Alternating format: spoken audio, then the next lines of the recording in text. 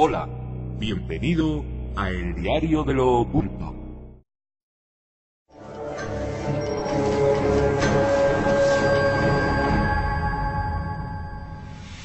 Vamos al espacio, efectivamente, para encontrarnos con una de las historias más asombrosas que han pasado por la cara oculta y por Cuarto Milenio, en general, creo yo. Para conocerla conectamos, como no, con la redacción de Cuarto Milenio. Santiago Camacho, compañero, buenas noches. Buenas noches, Iker. El Caballero Negro.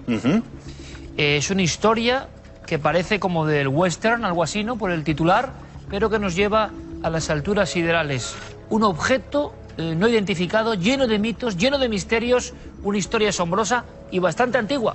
Pues sí, la historia de hecho la dio a conocer en 1988 un personaje que será muy conocido de nuestros espectadores. John Keel, el mismo que dio a conocer el misterio del Mothman al mundo, pues escribió un libro en esa fecha que se llamaba La Disneylandia de los Dioses. Y en él contaba, entre muchos otros casos, la historia del Caballero Negro, un satélite artificial que podría haber estado orbitando la Tierra ni más ni menos que desde 1927, fecha en que por primera vez parece ser que los astrónomos detectan un objeto extraño que al parecer incluso podría estar emitiendo ondas de radio que orbitaba la Tierra. Pensemos que hasta 1956, que se pone en órbita el Sputnik, no había ningún objeto humano capaz de alcanzar, de ponerse en órbita.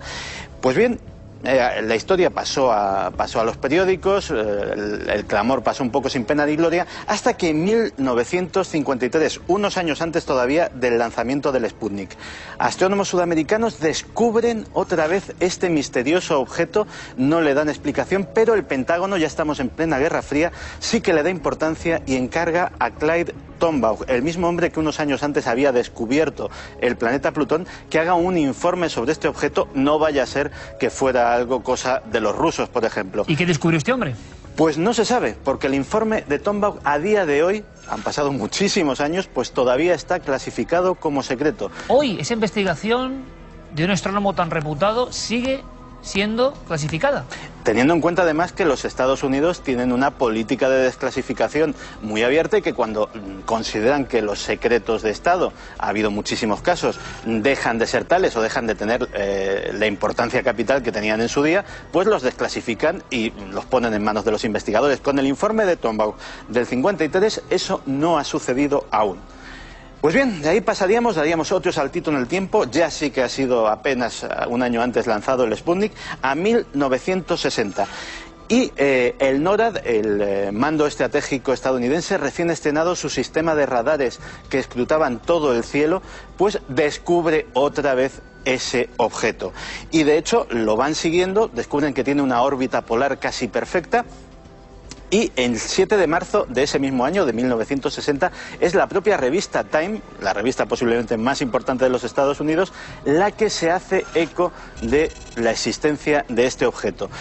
Lo achacan, la versión oficial, a que podían ser los restos de un lanzamiento norteamericano y de hecho se congratulan de que podía ser un gran éxito de este nuevo sistema de detección espacial estadounidense. El problema es que los científicos rápidamente no les convence esta explicación, porque el objeto es enorme, mide más de 10 metros, puede pesar varias toneladas y en aquel momento no había absolutamente ningún cohete capaz de poner en órbita semejante mole, con lo cual discuten que el origen de ese objeto pudiera ser terrestre de alguna forma. Santi, y por otro lado, en aquel momento, plena Guerra Fría, el otro bloque, el soviético, no se pronuncia tampoco. ¿Sabemos si lo habían detectado? ¿Dijeron algo? Ahí sí que no tenemos absolutamente ninguna noticia, porque allí evidentemente no había una transparencia informativa como podía haber en Occidente. Los informes sobre esos temas puede que se hayan desclasificado, puede que no, porque todavía los investigadores están revolviendo millones de papeles de la época de la Guerra Fría y aún nos tienen que dar muchas sorpresas, pero desde luego no sabemos absolutamente nada de la posible reacción soviética a este descubrimiento. 3 años más tarde, en 1963, es Gordon Cooper, un astronauta norteamericano, uno de los primeros hombres en ser puestos en órbita, el que tiene una misión trascendente e histórica: dar 22 órbitas a la Tierra, dar 22 vueltas a la órbita terrestre. Pues bien, justo en la órbita 22 sucede algo extraño. Gordon Cooper reporta que un objeto enorme de tamaño verdoso se aproxima hacia su nave. Y, de hecho, incluso en una primera filtración la cadena NBC da este informe, pero los periodistas son rápidamente avisados de que no se le puede preguntar a Gordon Cooper sobre este asunto en absoluto en la rueda de prensa que va a dar después de su aterrizaje. La explicación oficial es que en esa última vuelta hubo un fallo eléctrico en la cabina y que los niveles de dióxido de carbono subieron rápidamente y eso le provocó una serie de alucinaciones. Pero Gordon Cooper estaba convencido, Santi, permíteme, de que él había estado cerca de un ovni. Fue uno de los primeros astronautas que se atrevió a hablar de ovnis en la ruta. Sí, esa fue la explicación oficial, lógicamente, para quitarle hierro a alguien que él había dicho por la emisión de radio, que había sido detectado desde por radioaficionados hasta por periodistas y que tenía que darle a la NASA algún tipo de explicación oficial, pero desde luego él está convencido de que vio ese objeto y de que ese objeto era absolutamente real. Muchos son los que creen que podía haber sido otro avistamiento de este caballero negro. Pero es que a lo mejor tenemos una muy extraña que orbitaba la Tierra un objeto negro de las dimensiones más o menos que se atribuían a este presunto caballero negro, y esas fotografías tampoco han sido explicadas satisfactoriamente, porque la explicación oficial de la NASA, donde están colgadas todavía esas fotografías, no son ningún secreto, es que se trataba de chatarra espacial, pero muchos expertos que las han visto no consiguen identificar a qué trozo o a qué aparato, de qué naturaleza podía corresponder esa inmensa mole metálica con esas aristas y esas formas tan curiosas que vemos en las fotografías. Santi, una cosa extrañísima que puede ser, no sé, un trozo de chatarra espacial, evidentemente, pero que para muchos es otra cosa. Podríamos terminar, ahí está un misterio del que yo no conocía nada, me parece asombroso, podríamos terminar con el hombre que iniciaba esta historia, o que la recopilaba, el célebre investigador de lo extraño John Keel. ¿Para él qué era? Porque efectivamente John Keel nos contaba más o menos toda esta casuística, pero él tenía una teoría.